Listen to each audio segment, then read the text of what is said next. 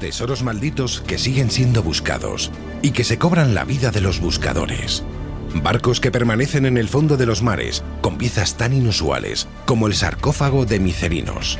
Mapas de otros tiempos que marcan el peligroso lugar en el que permanecen escondidos.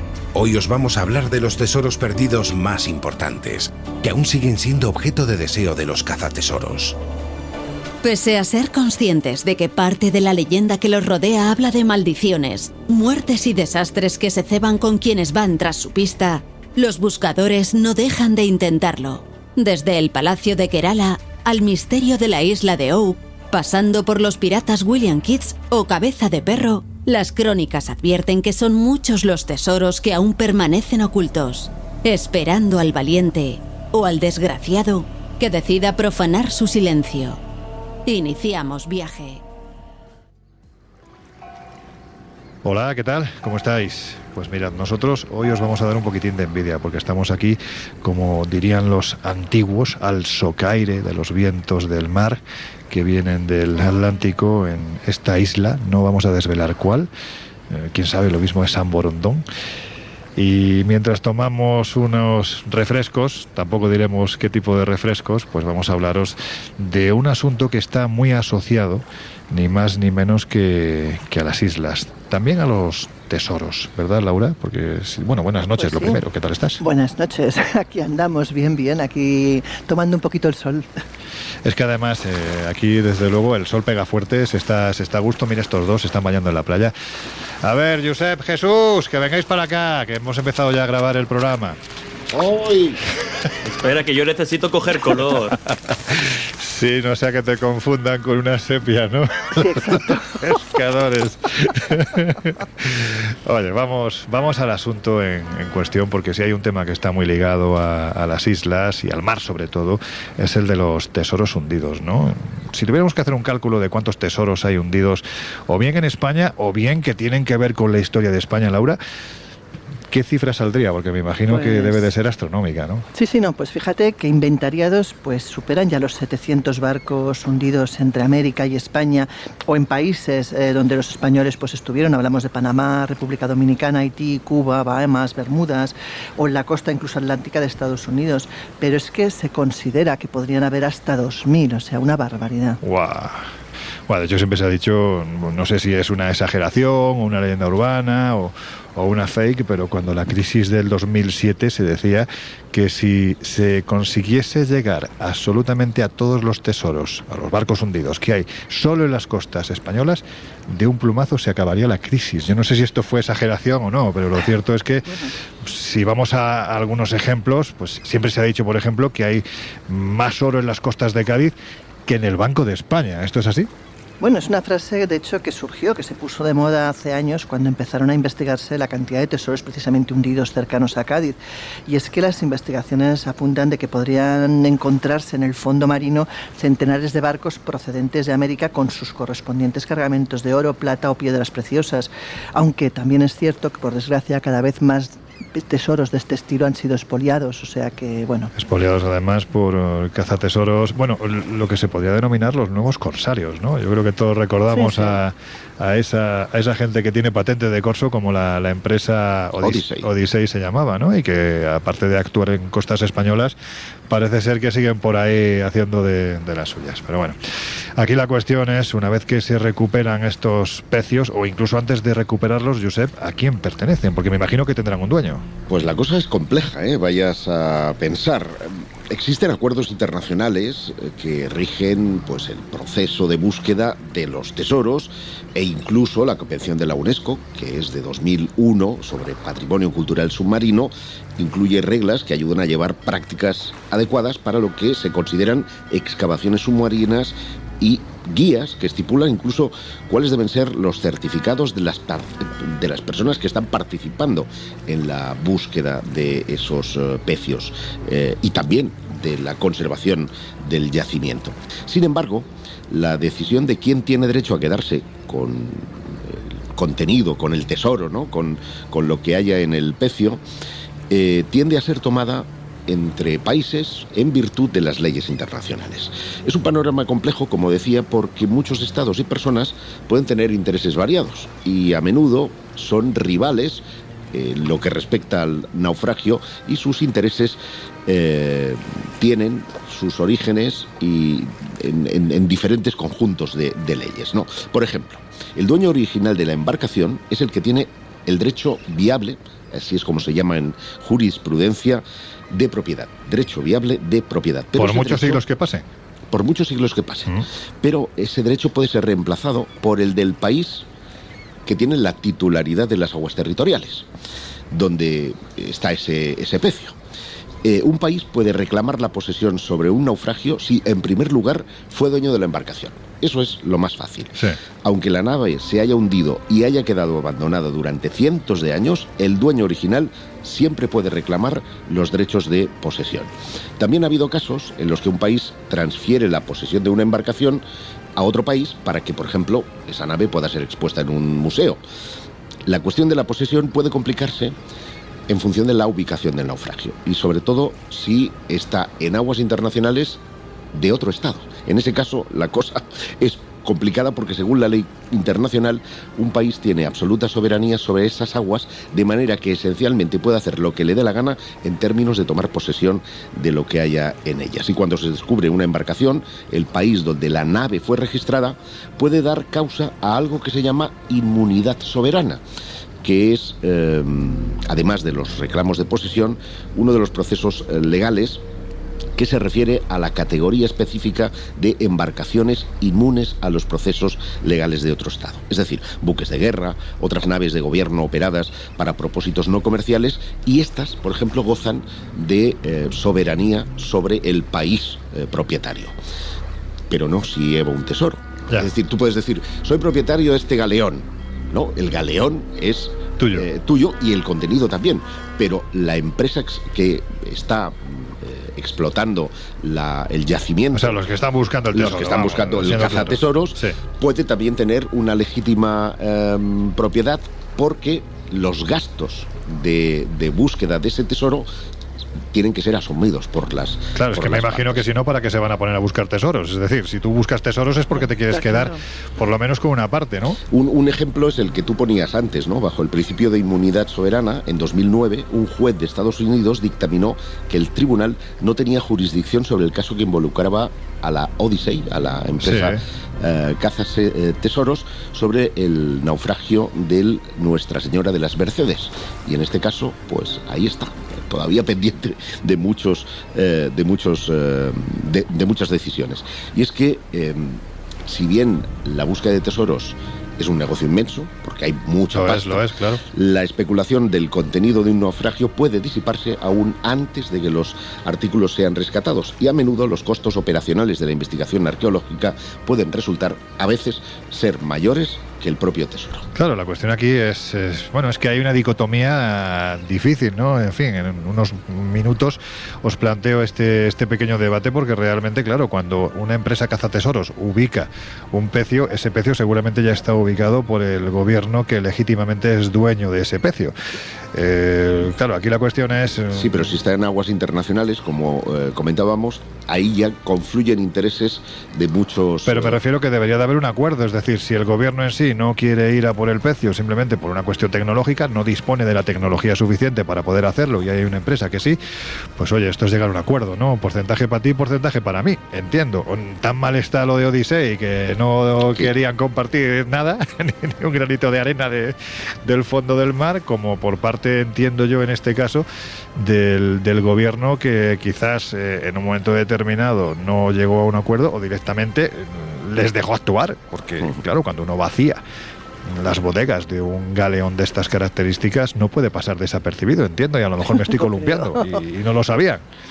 Es que no es solo la riqueza económica en peso de oro, lógicamente es la histórica, sino el valor patrimonial histórico, y ese es incuantificable. Claro. En las costas de Colombia, hace relativamente poco, se encontró un pecio que creo que estaba valorado en cientos de miles de libras esterlinas, porque la empresa que lo había encontrado, y el litigio continúa para saber a quién corresponde. Hay estados que determinan un porcentaje para el cazatesoros. Esto es fácil y se puede resolver, pero las leyes internacionales han cambiado, y lo que antes eran porcentajes ahora es todo para el que lo encuentra. pero ojo, amigo, ahí están luego el problema de las jurisdicciones, si son aguas, internacionales propiedad, o no. valor patrimonial, etcétera. Menudo jaleo, con lo cual esto es un litigio casi eterno, ¿no? Por eso muchas empresas callan, funden y venden. Bueno, pues hoy os vamos a hablar de tesoros que se siguen buscando, bueno, que en cierto modo rozan la frontera de la leyenda, en unos casos, de la maldición, dicen que en otros, y que siguen siendo buscados por estos cazatesoros que nos comentaba Josep, que se reparten prácticamente por todo el planeta. Vamos, si os parece, a uno de nuestros clásicos, que hay que decir que, por otro lado, es uno de los que más vidas se ha cobrado. A ver, Jesús, esto es uno de nuestros temas de los que yo creo que todos, desde que éramos muy pequeñitos, tú casi, yo creo que ni habías nacido, llevamos leyendo en todos los libros, porque es uno de los misterios más clásicos, ¿verdad? Josep, iba a decir Jesús. Pues sí, la verdad es que, como bien dices, es uno de esos temas recurrentes por el que parece que no pasa el tiempo y de vez en cuando pues nos vamos encontrando documentales, programas, noticias al hilo de esta historia que comienza hace ya bastantes años, pues protagonizada en un inicio por un grupo de jóvenes en aquel entonces, como era Daniel McGuinness, de 16 años en aquel entonces, John Smith, de 20, y Anthony Baum, de 13, era el más jovencito de este grupo, que descubren en el corazón de Oak Island pues un agujero entre la maleza en una de sus salidas, en una de sus exploraciones. Y obviamente, pues como nos ha pasado a muchos con el paso del tiempo, la imaginación de estos muchachos echó a volar y se desató convencidos de que habían encontrado la entrada no solo a un pozo, sino a lo que podría contener, que era ni más ni menos, pues la posibilidad de que ahí dentro hubiese un tesoro enterrado. Inmediatamente lo que hacen al día siguiente es reunirse en la plaza de Chester, esta pequeña localidad situada en la bahía canadiense de Mahon. Y lo que hacen es compartir con el resto de sus vecinos este pequeño secreto, ¿no?, que habían descubierto apenas al día anterior. Para su sorpresa, pensando entusiasmados que los vecinos lo iban a recibir con entusiasmo y alegría, se dan cuenta o empiezan a ser conscientes de que nadie quería oír hablar ni de tesoros escondidos ni de nada por el estilo, en lo que muchos consideraban ya una isla maldita. Y fíjate, porque consideraban que era una isla maldita por un tema que nos remite muy fugazmente a un programa de hace unas semanas, que era el de las luces populares. Hablábamos en ese programa de que muchos de estos fenómenos, muchas veces y en según qué lugares, están asociados a la aparición de estas luces, a la presencia de algún tesoro cercano. Pues bien, la tradición popular, precisamente lo que los vecinos les dijeron a estos jóvenes, es que ese pozo que habían descubierto era el hogar de seres diabólicos y de una serie de luces infernales. Como digo, todo el pueblo, sobre todo los más mayores, recordaban precisamente un episodio bastante macabro que tuvo lugar años atrás de que descubrieran esta isla, cuando un grupo de hombres, este pozo, cuando un grupo de hombres parte en una barca para dar caza precisamente a estas extrañas luces que estaban aterrorizando e inquietando a los vecinos y que eran vistas principalmente durante la madrugada en las playas de Oak Island. Y que ellos interpretaban un poco ya no solo como seres diabólicos, sino como almas en pena. Pues bien, este grupo de valientes que se embarcó para dar caza a estas luces, desaparecieron y jamás se supo a saber nada más de ellos.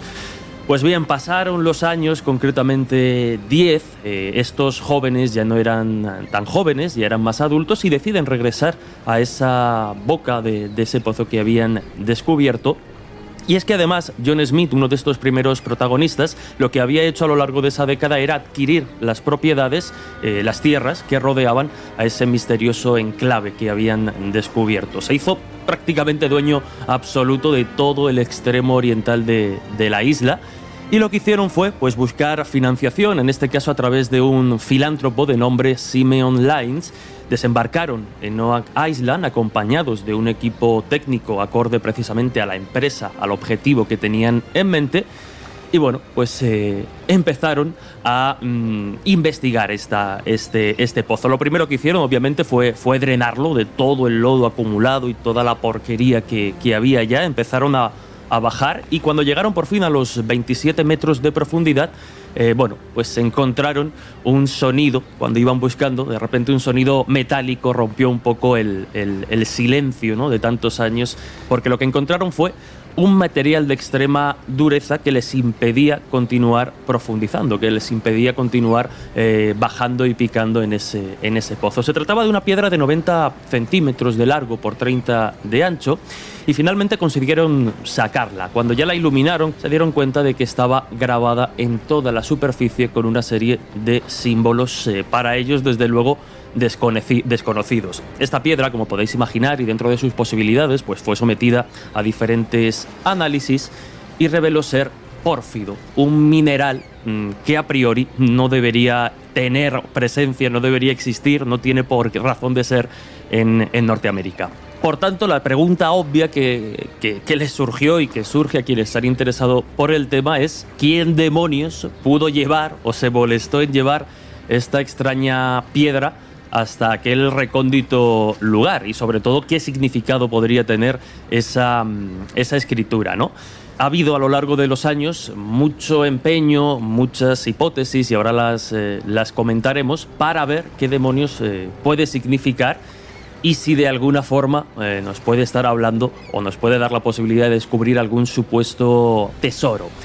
Y es que incluso pasaron varias décadas más para que esta historia y esta piedra fuera rescatada de nuevo, y fue precisamente a raíz de una exposición celebrada en Halifax 5 décadas más tarde, con el propósito de recaudar fondos para continuar no solo con las excavaciones, sino para intentar pues contratar a algún experto en idiomas, algún profesor que intentara descifrar esos jeroglíficos, bueno, no jeroglíficos, pero sí ese idioma extraño, ¿no? Pues finalmente encuentran a un profesor de idiomas que parece o creyó dar con la clave, porque ahora veremos que hay varias interpretaciones, y aparentemente esta primera traducción o esta primera interpretación decía 10 pies más abajo, 2 millones de libras. Y claro, como podéis imaginar, pues a partir de aquí la carrera por intentar ver qué demonios se oculta en ese pozo estaba servida.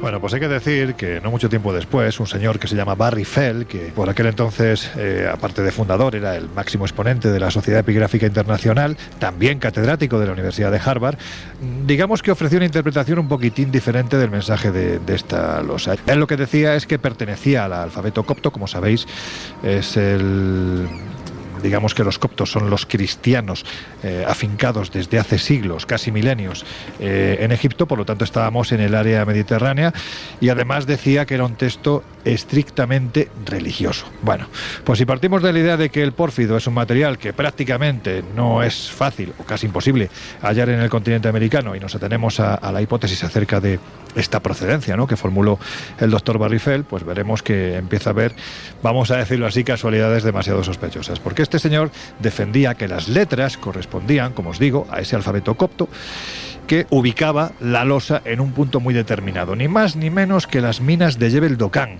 en la costa oeste del Mar Rojo, con lo cual coincidiría, por un lado, el lenguaje copto cristianos egipcios con Jebel Dokan, costa del Mar Rojo, que también es territorio egipto. Bueno, pues aquí la cuestión es en qué momento de la historia entra en escena ni más ni menos que Oak Island, es decir, la isla de los robles. Porque yo creo que la pregunta que nos estamos haciendo todos es cómo llegó el pórfido con la escritura ya sobre esta losa al otro lado del mundo, en un tiempo en el que supuestamente al otro lado del mundo, teóricamente, no es que no hubiera nada, es que no existía, porque en principio nadie lo había descubierto.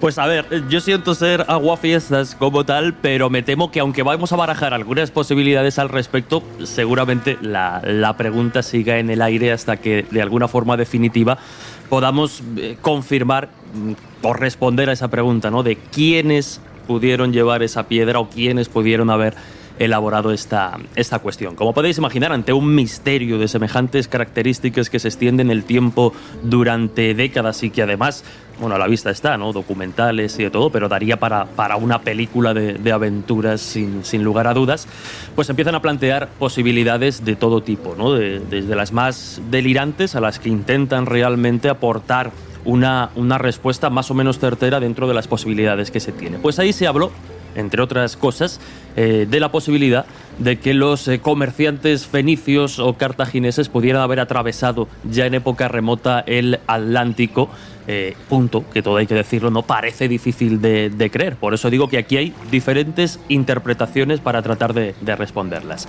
Pues bien, aquí otro buen amigo que ha estado con nosotros en varias ocasiones, el investigador y escritor español Juan Jesús Vallejo, pues tras analizar, tras echar un vistazo a la grafía, a estos símbolos, a este aparente alfabeto, ¿no?, sistema de escritura representado en la piedra hallada en el pozo, él está firmemente convencido, porque además, pues por sus conocimientos en la cultura bereber, haber recorrido muchas veces esas zonas, él ve ciertas similitudes o interpreta ciertas similitudes con un alfabeto bereber que fue utilizado hace miles de años en Centroáfrica, que aquí no sé cómo lo pronunciaría, pero estaríamos hablando del tifinagh.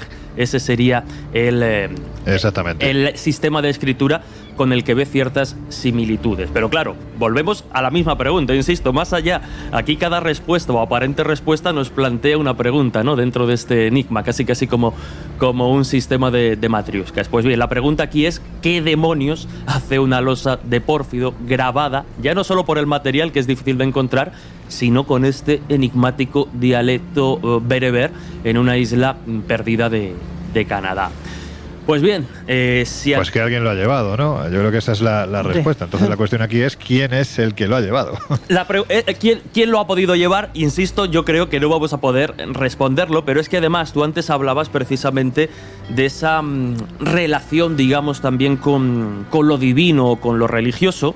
Pues bien, la tradición popular también ha hilado una historia y nos dice que 7 han de ser los fallecidos antes de que la maldición que asola Oak Island finalice. De momento ya han caído unos cuantos. Y de nuevo la pregunta pues se Bueno, repite, perdona Jesús, es que aquí la cuestión es que ya han muerto 6. Nadie quiere ser el 7º, ¿no? Hombre, ya imagino. Claro. Así que por si acaso no investiguemos demasiado, a ver si el Colegio Invisible va a causar alguna baja en el equipo. Pero si quieres rápido... Mandamos a Josep. Hombre, seguro que es el más aguerrido. Muchas gracias. No, es Bueno, es el más mayor, al menos. Pero ¿será posible? Madre mía, Qué mala persona. Están hablando de Qué mala sacrificar, persona. yo voy a coger la puerta de un momento a otro.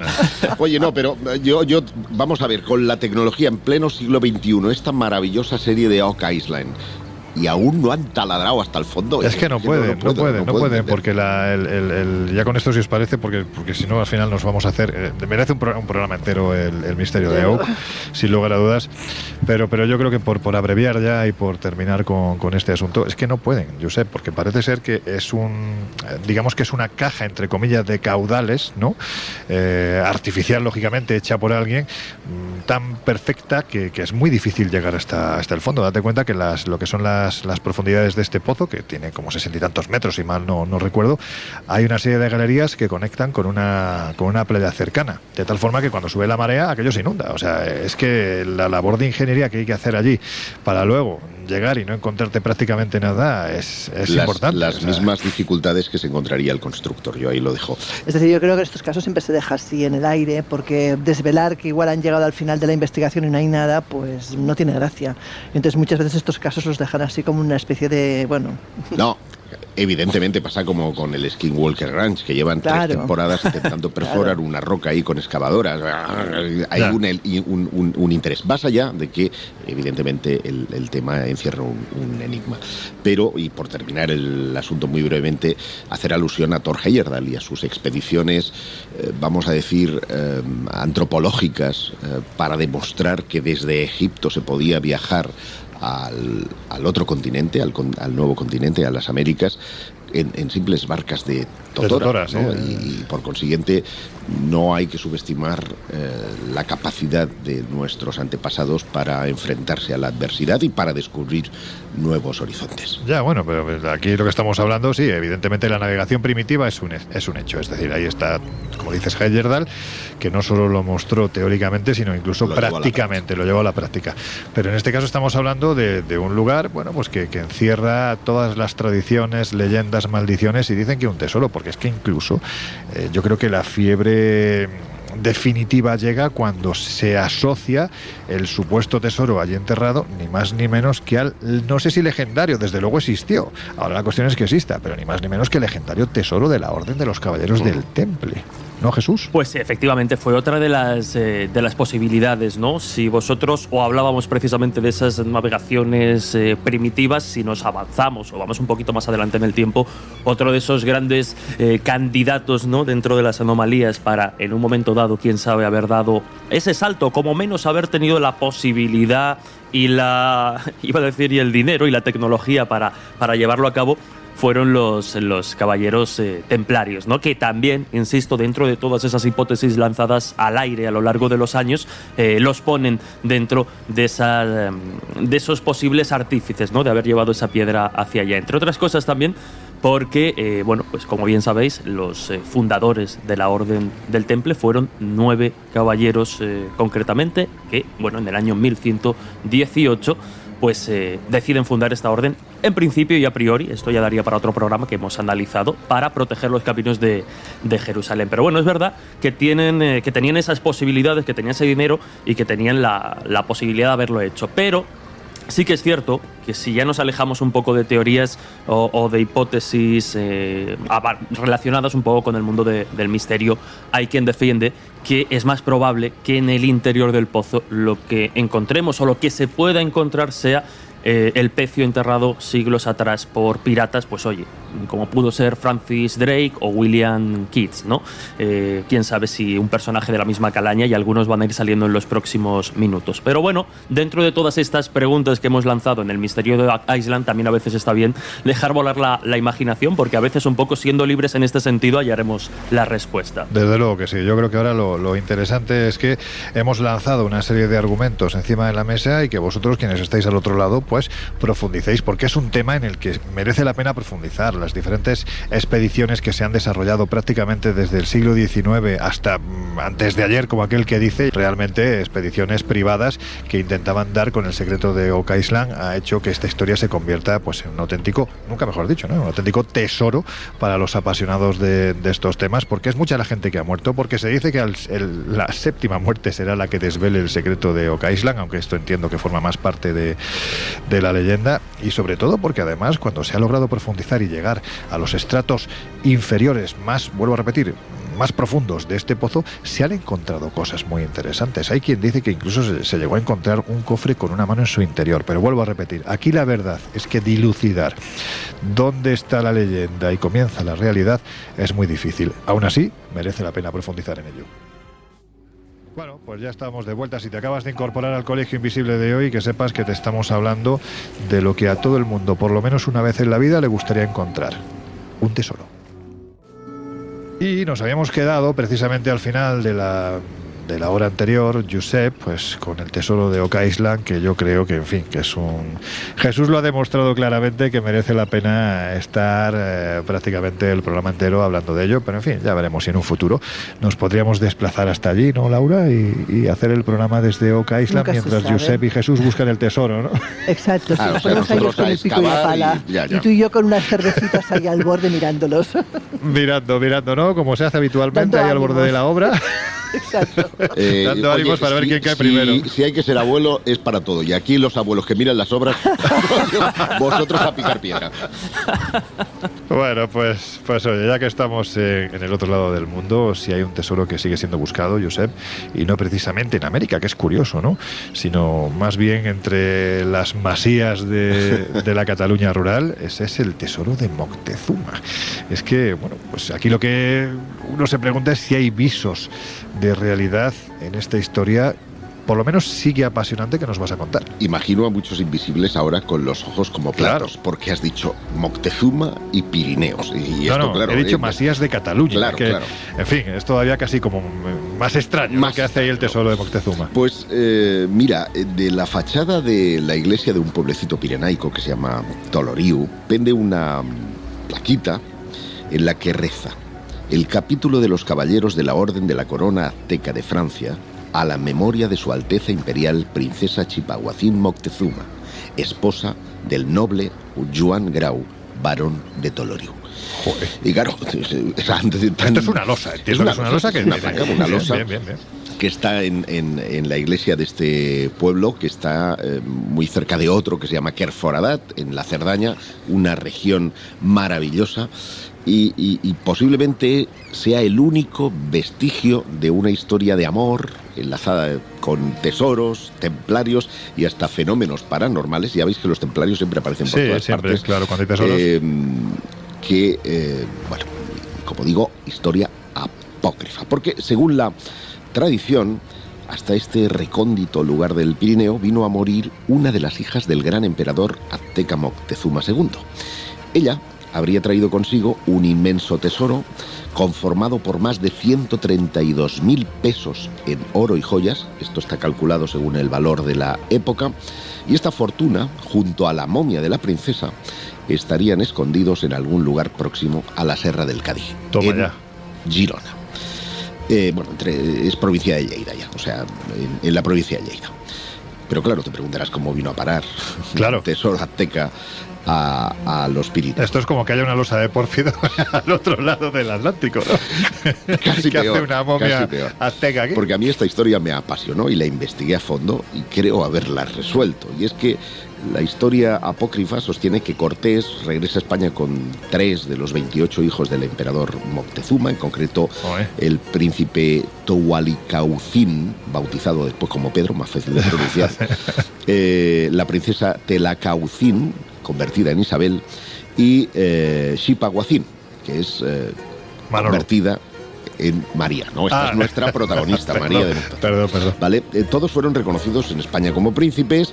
Pedro vivió en Castilla, sus hermanas se instalaron en Andorra y tras casarse con 2 catalano-andorranos, 2 varones, Joan Grau de Toloriu y su primo Pedro Grau, pues habrían vivido felices y comido perdices sin otros manjares gastronómicos de la región pirenaica. Y de ellos se dice descender un excéntrico personaje que tuve el extraño placer de conocer personalmente.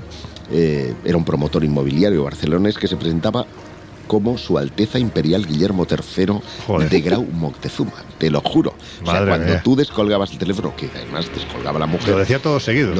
Madre mía, pues entonces la conferencia era una cosa, costaba una pasta. Y soy Guillermo I. Decía tener estatus jurídico de soberano en el exilio, reconocido por Estados Unidos y también por la ONU y la UNESCO.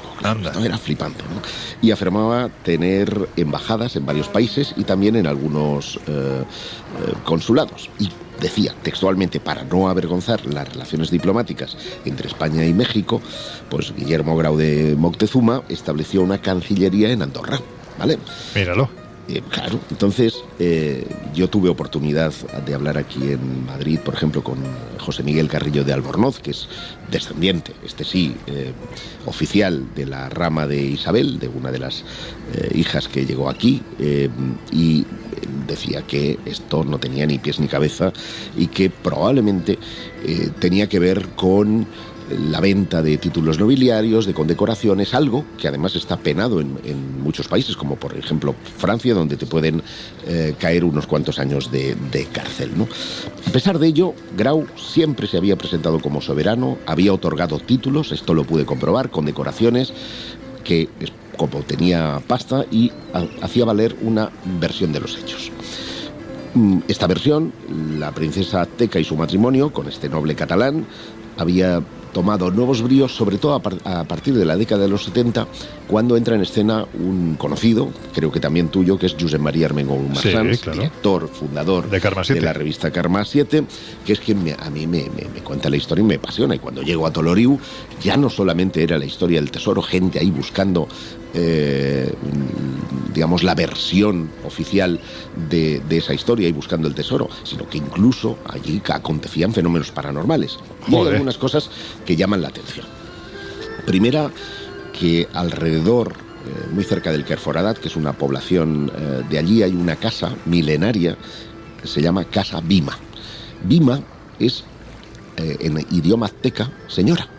Entonces esto llama la atención porque efectivamente tiene una parte de fortificación con barbacanas que son del siglo XVI y por lo tanto encajarían dentro de esta historia. Y también, y esto está comprobado, en 1934 llegan a Tolori una pareja de alemanes, si no metes a los nazis de por medio, claro, aquí no hay historia, si hay templarios tiene que haber nazis, claro.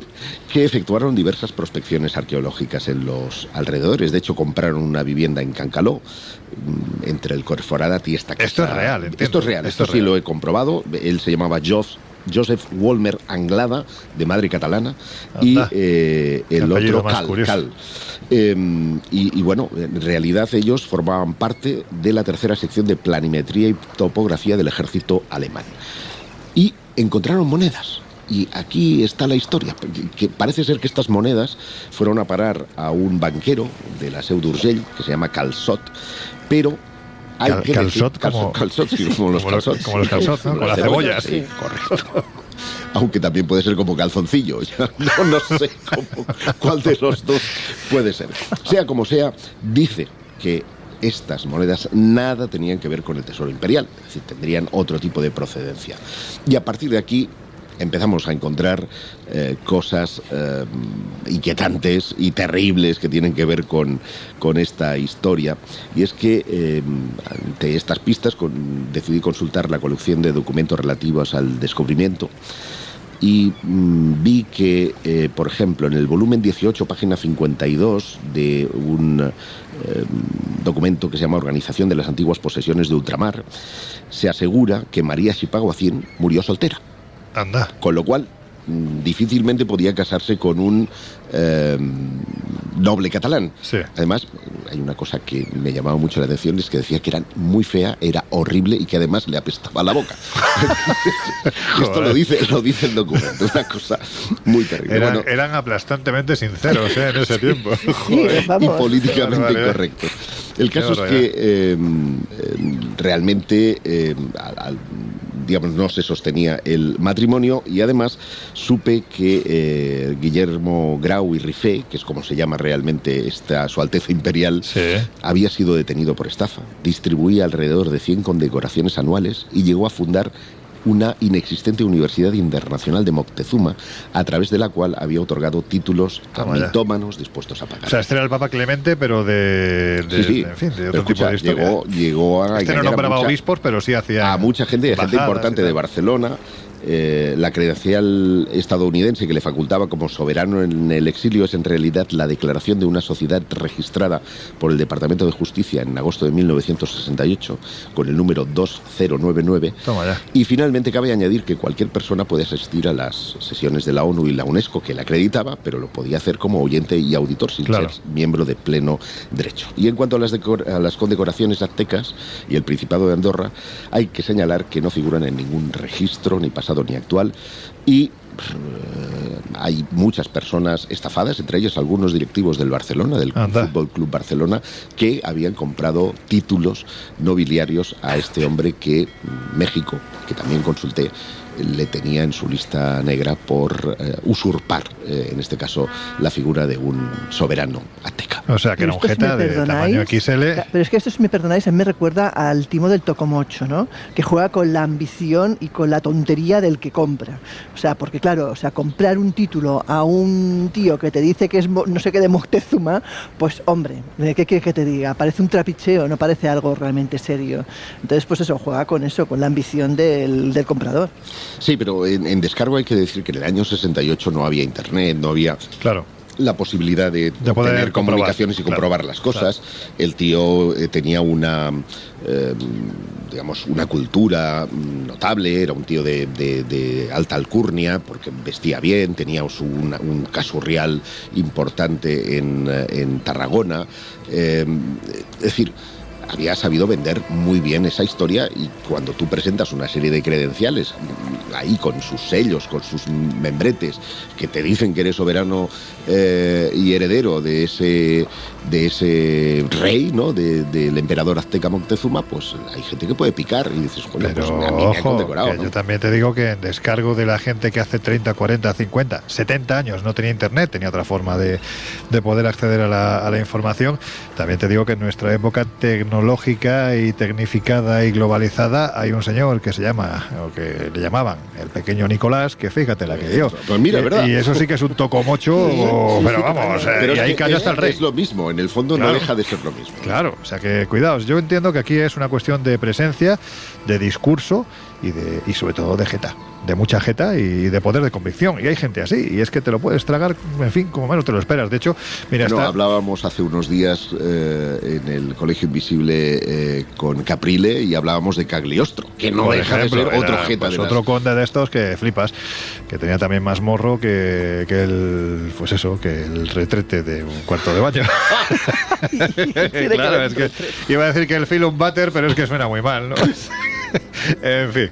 Pues de todas formas está bien, ¿no? Que dentro de lo que son los contenidos, ¿no? Del mismo modo que estamos hablando de un contenido como Oak Island, ¿no? Donde todavía hay muchas incógnitas pendientes de solución, también mucha polémica. Está bien que hablemos también de este tipo de sucesos que rozan el fraude, que rozan la estafa, porque también estamos para esto. Siempre lo hemos dicho en el Colegio Colegio Invisible. Hay gente que todavía hoy sigue se lo yendo a cree, buscar. claro, por eso lo digo, que es importante advertir, porque todavía hay muchos programas de radio y de televisión que cuando tocan el asunto de los tesoros perdidos o tesoros malditos, pues sacan este asunto como si fuera auténtico. Y es evidente que, bueno, acabas de demostrar con datos, con argumentos, como hay que hacerlo. Siempre hemos dicho en el Colegio Invisible que si hay que hablar de misterio somos los primeros, pero si hay que denunciar una estafa también debemos de ser los primeros de los primeros, ¿no? Y en este caso, bueno, pues ahí queda, que es una historia apasionante, posiblemente un buen guión para una película, pero ya está, de ficción, ni más ni menos. Ahora, también te digo una cosa, Laura, este tío, y me refiero a Josep, ¿qué amigos más raros tiene, no? Porque conoce al emperador Guillermo no sé cuánto. Hace unas semanas conoció al conde Saint Germain. O sea, tienes unos amigos muy raros. Bueno, a ver, yo una fiesta en tu casa no me la quiero perder, porque debe de ser un espectáculo. Pero en fin, Laura, que estamos hablando de historias increíbles, a veces con piezas pues increíbles que formaban parte de tesoros que, según decían, no eran menos suntuosos. Y una de esas que a ti te encantan, seguro que porque me imagino que algo de maldito debe de tener, es el diamante florentino. Cuéntanos qué es y cuéntanos también si sigue estando extraviado. Claro, fíjate, es uno de los objetos más célebres que se consideran en la historia, pero su valor probablemente fue el causante de que se extraviara al pasar de mano en mano. Se supone que esta gema procede de la India, era de color amarillo, tenía pues algunos visos de color verde, 126 facetas y 137,27 quilates, es decir, 27, casi 500 gramos. O sea, un pedruscaco de cuidado, vamos. O sea. Importante, efectivamente. Se le han otorgado además varios nombres, como por ejemplo la Toscana, el diamante Toscana, el Gran Duque de Toscana, el diamante de Austria, el austríaco diamante amarillo o incluso el diamante Dufner.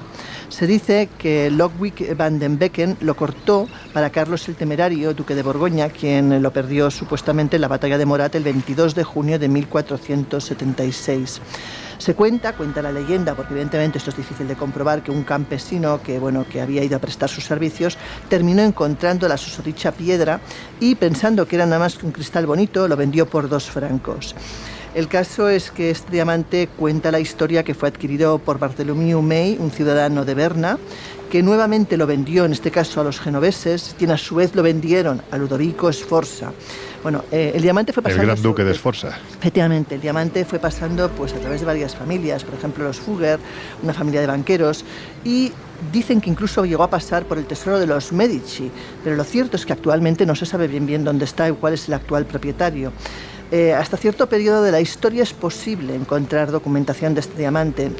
Vemos, por ejemplo, que hay un joyero francés llamado Jean-Baptiste Tavernier que vio la piedra entre las posesiones de Fernando II, pero luego va saltando de mano en mano. Se habla, por ejemplo, de los Augsburgo, se habla también del Gran Duque de Toscana, se habla de María Teresa de Austria. Cuentan que también pudo estar colocado, por ejemplo, entre las joyas de la corona de Augsburgo. Bueno, ha pasado por muchísimas, innumerables manos. De hecho, con la caída del Imperio Austriaco durante la Primera Guerra Mundial, se dice que la joya fue llevada por Carlos I de Austria en su exilio a Suiza.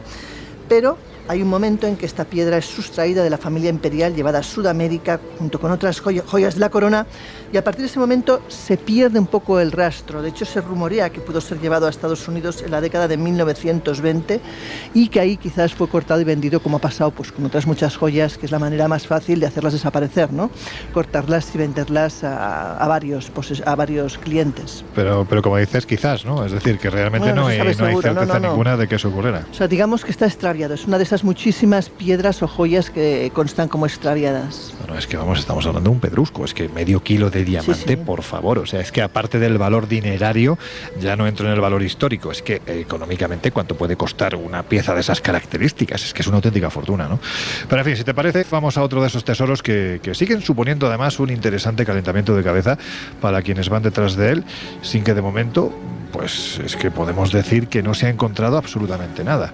La cámara sellada del templo de Kerala. Dicen que puede contener, y yo no sé aquí si el que lo ha dicho es un paisano mío, un andaluz, que ya sabes que se dice siempre que somos muy exagerados, pero se dicen que es el tesoro más grande de la historia.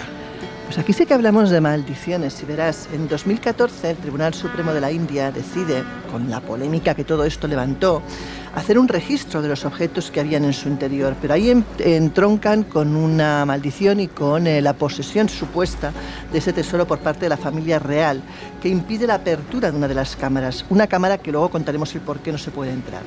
Bueno, dicen que en la primera zona, en la que sí que se puede entrar, hay joyería veneciana, cinturones de diamantes, esmeraldas enormes directamente, monedas napoleónicas, barriles de arroz dorado y de oro, muchísimo oro, lo que te puedas imaginar y más, y que bueno, que el nivel de estos tesoros será realmente tremendo, enorme. Se rumorea pues que este templo, que está en la región de la India de Kerala, puede ser, como decías, uno de los mayores tesoros hallados en la historia. Sin embargo, tenemos, como te decía, una maldición, y es que hay un peligro que espera a aquellos que se atrevan a abrir su misteriosa puerta de acero, protegida nada más y nada menos que por 2 cobras gigantes, evidentemente no vivas, según la leyenda, claro está, este templo hindú, que está dedicado al dios Vishnu, y que ha fascinado a la población local durante muchísimos siglos, estaría maldito. Y aquel que se preste a abrir esa puerta, pues puede pagar muy caro, pero no solamente la persona, sino incluso el país, con semejante, con semejante atrevimiento. En 2014, como te decía, el Tribunal Supremo de la India quiere abrir esas 6 cámaras y las bóvedas secretas del santuario para auditar todo lo que hay en su interior. Se encuentran primero bienes por valor de 22 millones de dólares, que se dice pronto, pero faltando la cámara principal, esa cámara donde se supone que estarían las cosas más preciadas. Tan solo, de hecho, un puñado de personas han tenido acceso a este tesoro y han podido ver realmente lo que contiene. Cuentan que realmente es impresionante la cantidad de joyas, coronas, estatuas, bueno, todo lo que te puedas imaginar y más. De hecho, incluso te dicen, por ejemplo, que hay esmeraldas que tienen el tamaño de un huevo de avestruz. ¿Te imaginas una esmeralda de ese tamaño? Bueno, o sea, increíble. Bueno, a ver, si hay un diamante de medio kilo, una esmeralda claro, de huevo de avestruz. Sí.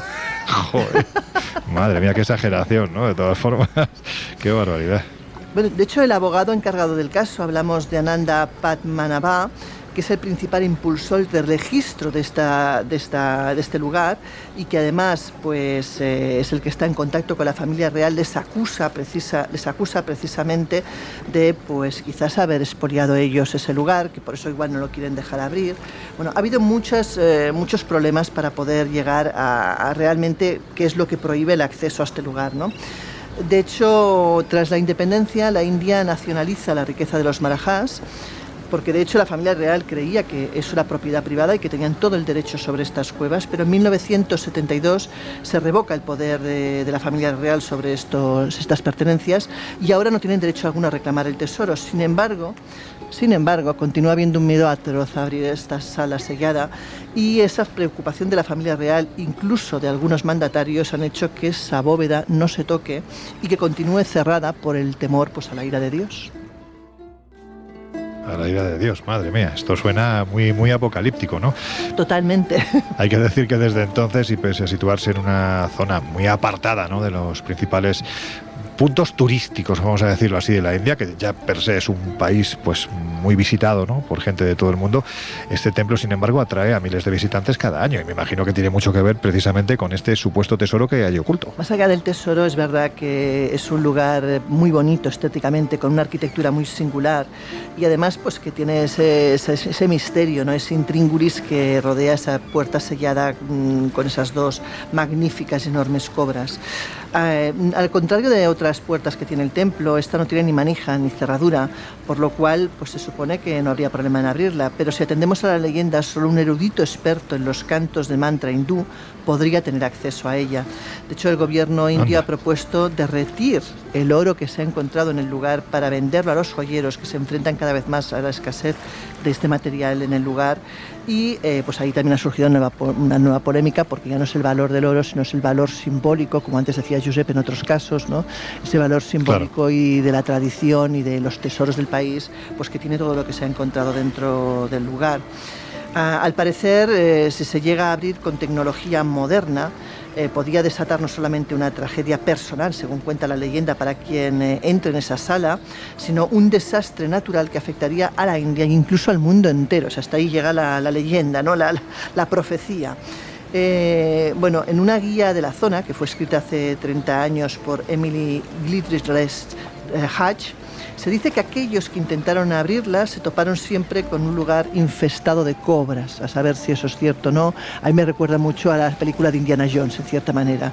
Sí. Si me permites un momento, Laura, fíjate, hay una cosa bastante curiosa, ¿no? Y es que las tradiciones antiguas, por ejemplo, en lo que es Latinoamérica, siempre te dicen que los lugares en los que se ocultan los tesoros están llenos de serpientes, porque son las custodias de estos tesoros. Y es cierto que en ocasiones, cuando unos cuantos locos, con compañeros como Juanjo Revenga, Diego Cortijo o el que está hablando ahora mismo, hasta 2010 más o menos anduvimos por estas zonas la zona norte del Perú, la zona amazónica, intentando dar consistencia al mito del Dorado en la representación del Paititi, ¿no?, esa ciudad que estaría en mitad de la selva y a la que supuestamente huyeron los últimos incas. Y es curioso porque los nativos mismos lo decían: no os van a dejar acercaros las serpientes. Y yo no sé si tiene que ver, pero lo cierto es que según te ibas aproximando a donde supuestamente la tradición ubicaba el reino perdido de Paititi, aquello se desbocaba. Era impresionante ver la enorme cantidad de serpientes, de anacondas, de susupes,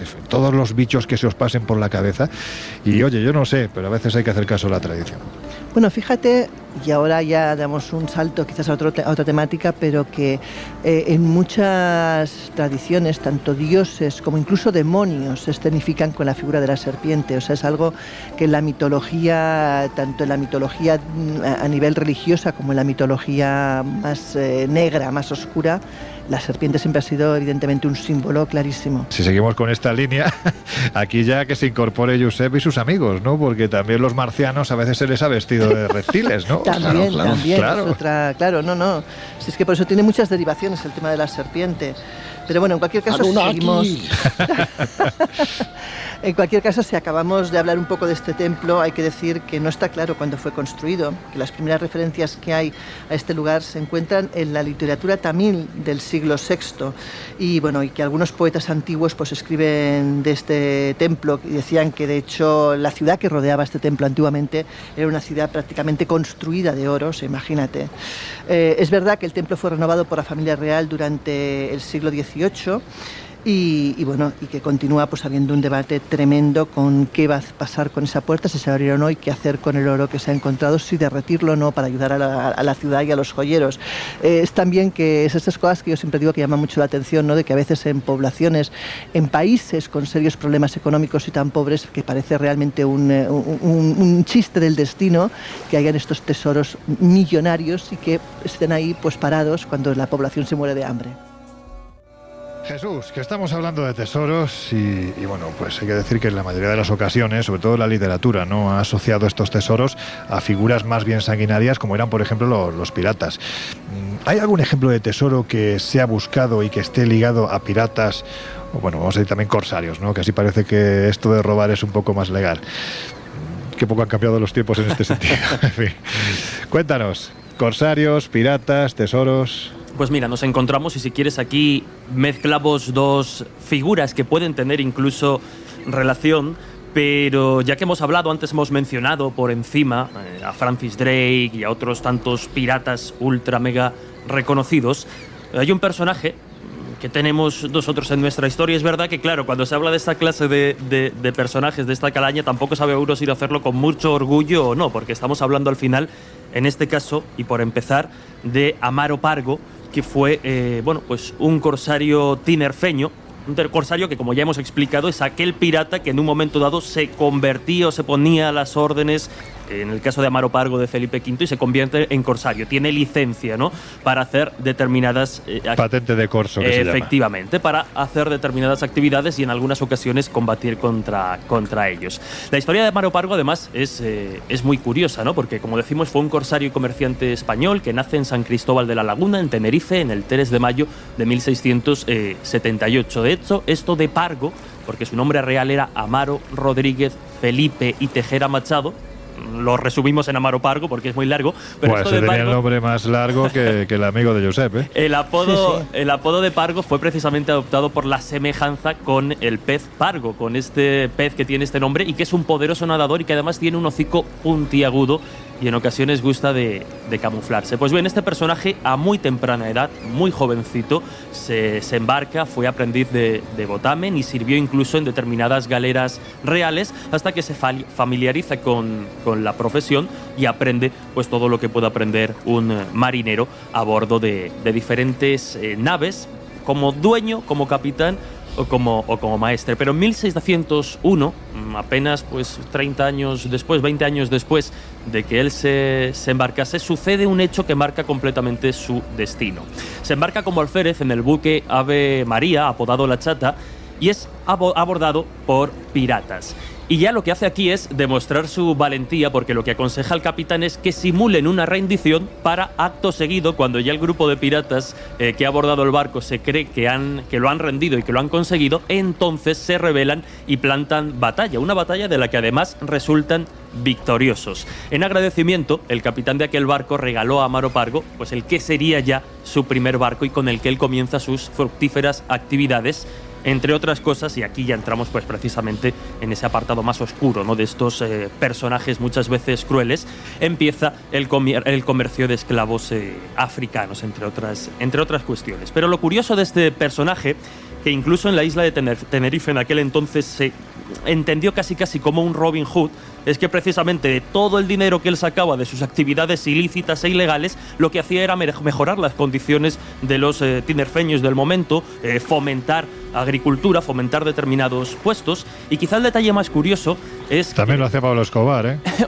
Efectivamente, estamos con esos personajes, ¿no?, que se mueven en esa escala de grises, que son completamente deleznables y despreciables por sus actos, pero que dentro de esa maldad, con los más desfavorecidos en ocasiones, pues tienen también esa forma de ayudarlos de alguna forma. Pero lo curioso de este personaje es que en el año, hace ya unos cuantos años, dentro de la saga de videojuegos Assassin's Creed, en el que estaba dedicado concretamente a la piratería, Black Flag, pues la empresa desarrolladora Ubisoft lo que hace es que para promocionarlo decide desenterrar los restos de Amaro Pargo, hacer una exhumación en noviembre de 2013, apenas unas semanas después del lanzamiento del videojuego, y hasta allí se desplazan un equipo de arqueólogos y forenses de la Universidad Autónoma de Madrid que llegan a San Cristóbal de la Laguna, exhuman los restos de Amaro Pargo, realizan pruebas de ADN y averiguan todo lo que pueden de su historia. E incluso, pues rastrean a algunos familiares mediante ADN y demás. Pero como me preguntabas por historias de piratas relacionadas quizá con hechos más extraños, nos encontramos con otro personaje que es Ángel García, también un pirata tinerfeño, que es apodado o fue apodado como Cabeza de Perro. Y este sí que a sus espaldas tiene bastantes fechorías y bastantes maldades. Vamos a contar primero la historia que más o menos, o la leyenda que todo el mundo conoce, y después vemos la posible relación que algunos han intentado establecer con Amaro Pargo, ¿no? Porque se habla de que este pirata, que incluso tenía un ayudante africano capaz de controlar la magia negra y de lanzar hechizos y determinados rituales contra sus enemigos, es decir, que no solo contaba con su fuerza como pirata, sino también con la ayuda de la magia, pues se hablaba de que tenía grandísimos tesoros. Su buque se llamaba el Invencible, y en el año 1869, tras llegar a Tenerife, lo detienen, lo apresan y es ejecutado después de ser traicionado por Valeriano Weyler, que es el encargado de negociar la rendición de este pirata e intentar captar sus tesoros.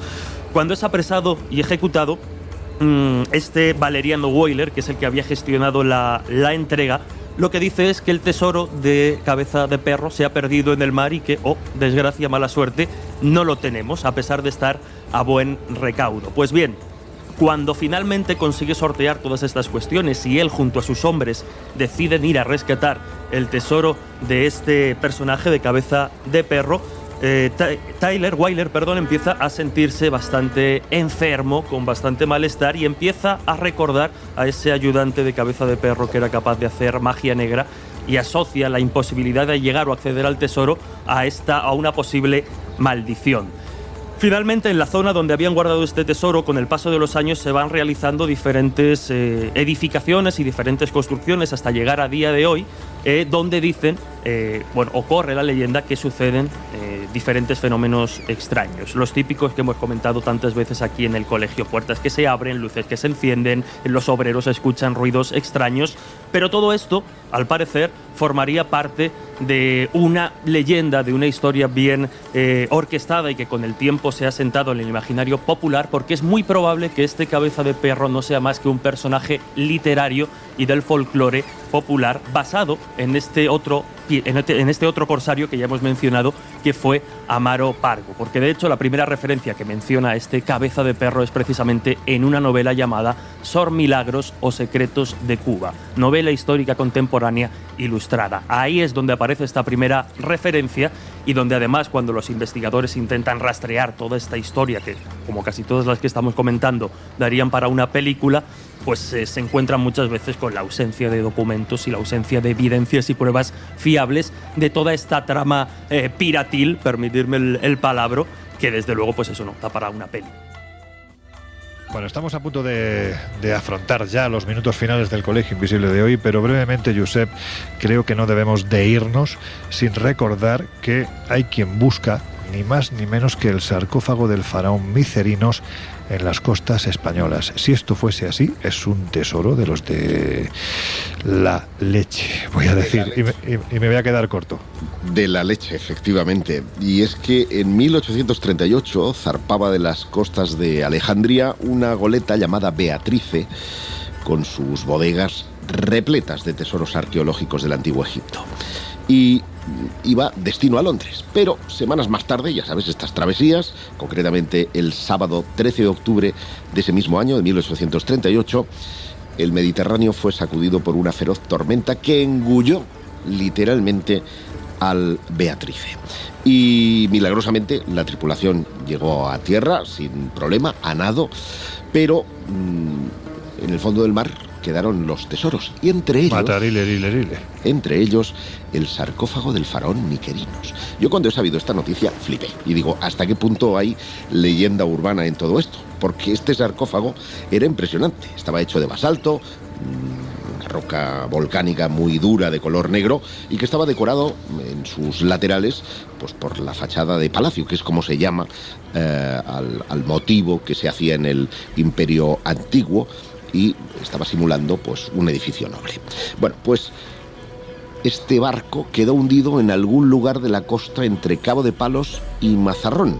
Toma ya. Y claro, a quien corresponde otorgar permisos para hacer prospecciones subacuáticas es al gobierno español. Digo esto porque dos sociedades inglesas de cazatesoros intentaron obtener esos permisos sin éxito en un par de ocasiones. Una en el siglo XIX y la segunda en 1932. Hubo que esperar hasta 1985 para que el tema llegara incluso al Congreso de los Diputados. Y en este caso, aquella iniciativa también quedó en la de 1985. Hay que decir que fue llevada a cabo por una institución muy conocida en Cataluña, que es la Fundación Arqueológica Clos, institución privada que gestiona el Museo Egipcio de Barcelona, bajo el nombre de Proyecto Salvar al Faraón, y que al final encontró tantas trabas burocráticas que terminaron por desbaratar el proyecto. Y 2 años más tarde se volvió a... Estamos ya en 1995, Sí. se volvió a poner en marcha esta iniciativa y el gobierno, con medios del Museo Nacional de Arqueología Subacuática y la ayuda de la Armada, realizó una serie de prospecciones, aunque con recursos muy limitados. Y cito textualmente: buscamos ese sarcófago con una barca a punto de ser desguazada y una linterna. Sí, la verdad es que son medios muy precarios. ¿Cómo acaba esta historia? Pues en 2008, Zahi Hawass, entonces era secretario general del Consejo Supremo de Antigüedades de Egipto, reclutó a Robert Ballard, que es el hombre que encontró al Titanic. El Titanic, efectivamente. Para intentar buscar el sarcófago de Mykerinos. ¿Con quién? Con el apoyo de National Geographic Channel. Sí, claro. Como no podía ser de otra manera. Claro. Pero estalla la primavera árabe y él pierde el cargo y la expedición se va a la porra. Jolín. Con lo cual, atención busca tesoros, el sarcófago de Mykerinos sigue estando en las costas españolas. Y te digo más. Nosotros conocemos al arqueólogo que posiblemente en muy poquito tiempo va a iniciar la nueva expedición para intentar sacar al sarcófago de donde está. Bueno, compañeros, que nos han quedado muchas cosas pendientes, con lo cual es evidente que una vez más este contenido da para por lo menos otro programa más, porque nos han quedado fuera, pues por ejemplo, para poner los dientes largos, Laura, por ejemplo, el asunto de la cámara de ámbar, ¿no? Que es una auténtica pasada. Es una ¿verdad? historia, es una historia además de medio misterio, medio espionaje, medio robos, o sea, bueno, tiene de todo. Tenemos también el oro de Atahualpa, el tesoro del Capitán Kidd, el falso mapa del Dorado, el mapa que se subastó en eBay con lo que es la propia estructura de la iglesia de Rennes-le-Château, marcando unos hitos muy determinados. En fin, que da para mucho y seguramente volveremos a tocarlo. Pero ahora, ya que estamos en el momento que yo siempre digo que a mí más me gusta, el de las conclusiones, la pregunta que os voy a hacer es si la búsqueda de tesoros lo que viene a demostrar es que por mucha tecnología que tengamos, da la sensación de que hay historias que solo se pueden seguir bueno, pues con expediciones como las de antaño, ¿no? Con mucha paciencia y sobre todo muchas ganas, ¿verdad? Bueno, algunos suponen un desafío no tanto tecnológico como a veces intelectual. Hay un tesoro del que no hemos hablado y que yo tuve oportunidad de conocer incluso a alguno de sus protagonistas, que es el de... Joder, qué gente más rara, vuelvo a repetirlo. Sí. Este señor conoce a gente muy extraña. Me refiero a un familiar de Oliver Laboussière, que es Labousse, un pirata conocido como el Gavilán. Bueno, pues este hombre, en 1730, cuando estaba en el cadalso, iba a ser ya ejecutado, tiró un pergamino a la masa que decía: que encuentre mi tesoro el que pueda entenderlo. Hablamos de 100 millones de libras esterlinas valoradas en 2005. El caso es que ese pergamino tenía un criptograma que a día de hoy nadie ha descifrado. Así que, ingenio, vamos a ponerlo en marcha. Bueno, pues mira, más que reflexión, ahí nos deja en todo lo alto un nuevo caso. Laura, ¿tú qué opinas? Bueno, que evidentemente en la medida que el hombre es ambicioso y que el hombre además históricamente pues ha perseguido todo tipo de riquezas, pues bueno, que es normal que existan tesoros históricos perdidos por el mundo. Otra cosa es cuáles de ellos son reales, cuáles son leyenda y cuáles pues jamás se van a encontrar. Pues mira, yo me sumo a un poco a la reflexión final de Laura. Hay que tener en cuenta, y creo que lo hemos visto a lo largo de estos minutos, que bueno, la mayoría de estas historias son muy sugerentes, muy atractivas, captan nuestra atención precisamente por esa ambición humana de adquirir riquezas, y más si son tesoros de este tipo, pero muchas veces, por desgracia, atienden también mucho a leyendas. Y aquí, si me permites, un poco añadiendo también a esta opinión personal, yo creo que también hemos dado un poco buena cuenta de ello, pero es verdad que también hay y sigue existiendo mucha polémica entre los arqueólogos, historiadores con formación para investigar, descubrir esta clase de tesoros o esta clase de historias, y entre aquellos aficionados, ¿no?, que lo intentan, ¿no? Yo aquí, insisto, opinión personal pura y dura, me puedo ganar la hostilidad de algún oyente, pero sí que defiendo mucho que esta clase de búsquedas o esta clase de rescates, ya sea de tesoros más o menos legendarios, pues debe estar en manos siempre, o debería estar siempre en manos precisamente de los profesionales y especialistas formados para rescatarlos, y no de aquellos, bueno, pues que se dedican un poco casi como afición a la búsqueda de estas cuestiones, y muchas veces lo que generan a veces es un daño al patrimonio y a determinadas cuestiones en pro de rescatar a veces mitos y a veces realidad. Eso sería cuestión de dirimirlo.